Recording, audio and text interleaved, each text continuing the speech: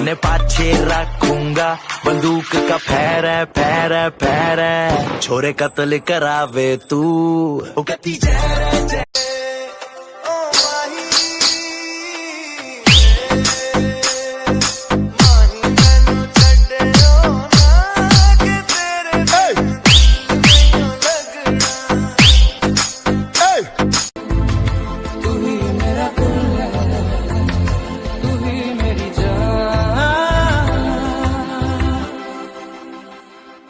कभी तो पास मेरे आओ, कभी तो नजरें मुझसे मिलाओ।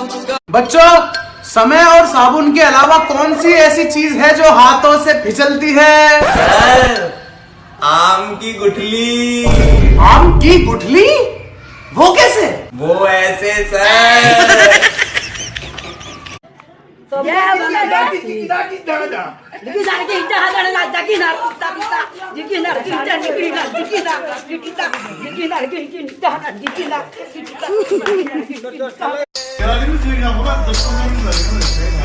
खाना खा रहे हैं।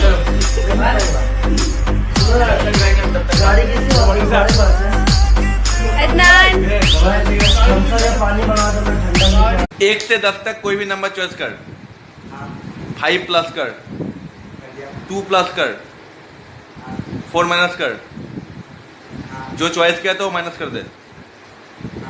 तेरा आंसर है 3। ने पाछे रखूंगा बंदूक का फैर है फैर है फैर है छोरे कत्ल करावे तू ओ कहती जय जय